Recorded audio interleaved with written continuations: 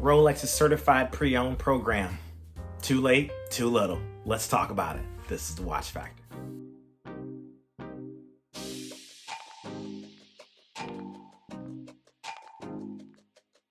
Hey YouTube, it's the Watch Factor. I'm your host Kurt Brown and you're in the news.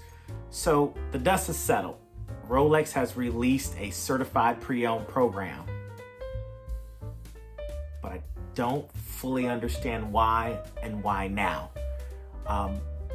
We've entered a space where we have flippers, we have individuals that know more about the watch than the actual ADs or individuals inside the Rolex boutiques. So what does this mean? And what does Rolex really need to account for if this is going to be any way successful in the upcoming months and years ahead? It's interesting to try to think about what caused Rolex, one of the most prominent watch manufacturers ever, to decide that now, in this moment, in this era, a few years past the actual hype and the craziness that has become what we call the watch industry and watch collecting, to decide to release a Rolex pre-owned certification program. Now, at first glance, it totally makes sense. Obviously, you want to ensure that a number of people who are out there looking for a pre-owned watch, something that may be a slightly less pricey option than a brand new watch, is getting something that's 100% authentic. But when we think back to the time that we're in and the reality that we're in, there's a couple things that come to mind. Number one, we've uncovered as watch collectors, as watch flippers or watch dealers, that we know more about the watch than Rolex actually does. And so when you think about the fact that Rolex is trying to ensure that maybe individuals are not buying fake or Frankenstein style watches, many people in the market are already building enough credibility to actually do that, especially if you think of some of the prominent companies that exist out here, especially in the online environment, that make sure that watches are 100% authentic. It's become a part of their credibility, so they know that they have to be just as meticulous or even more meticulous about ensuring that the watch is 100% authentic, to ensure that they can keep getting clientele and keep building that rapport. So what does this program actually mean? Well, in looking at the actual website, it talks about that any watch that has existed more than 3 years is now eligible to be authenticated and receive this certification of authenticity, which sounds great. But there's one major issue that exists today that we haven't solved, and that's inventory. So using myself as an example, a person that truly loves Rolex, I would consider myself a fanboy, or maybe a closet fanboy, depending on who I'm talking to, of actual Rolex and a number of the pieces that they actually generate and produce. You still can't find them. There's still this waiting list, or this mysterious waiting list, or there's still the issue of hey, this AD requires a certain amount of purchase transaction history with them before you can even have a chance at acquiring what's actually a mass-produced watch. Rolex, in its early days, when there was a massive spike and there was an onslaught of buyers just buying up things, called out in one of their letters that they released saying, listen, it's about quality. It's about ensuring that the DNA and what we design and what we produce maintains a certain standard. And so even though there's this mass demand, we are not going to increase production because we don't want to risk the quality. Well, now you're changing that tone 2 to 3 years later, and guess what? People have gotten smarter.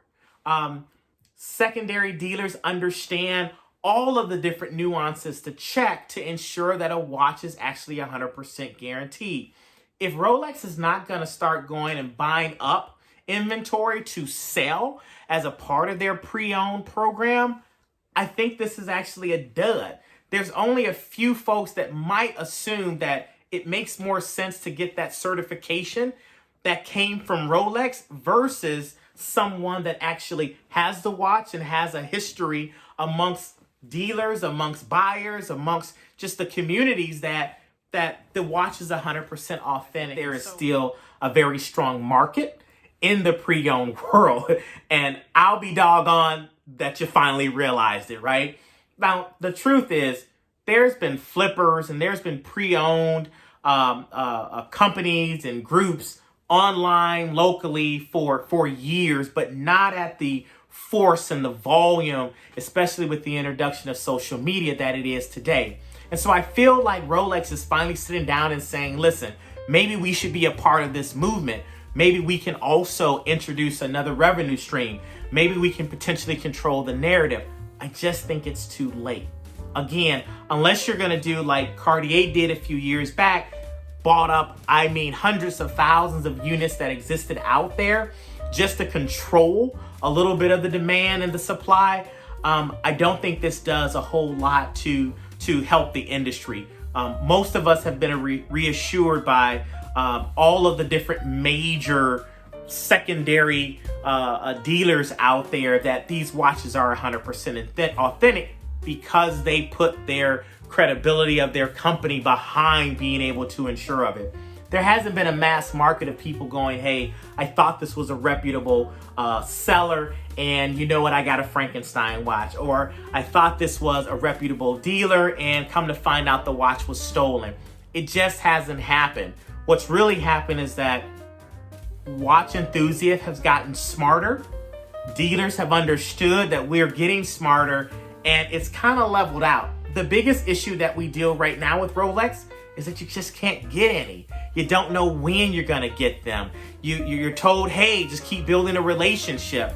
You remember 2 years ago when it was about, hey, spend $50,000, buy a couple rings, buy some chains, buy something for your wife, and then we'll talk about if you can get access to that GMT or that Submariner, right? We've grown from that, and so I just don't know if it's a little too late. And I do see that people will respect the fact that your watch says certified pre-owned. But for those that have talked a little bit about this over the last couple weeks, that it might stabilize the market, I don't see it. That it may actually reduce the marked up price right now. Inventory doesn't change just because Rolex has a pre-owned program. So I don't really see it doing anything like that. Again, the only way I see a massive change is if Rolex has access to pre-owned units and has chosen to make the decision to bring those back in to stabilize all of its authorized dealers that can sell under the conditions that they want. Otherwise, again, it's just a little too late. So let's take a look into some of the details that it does call out about the program.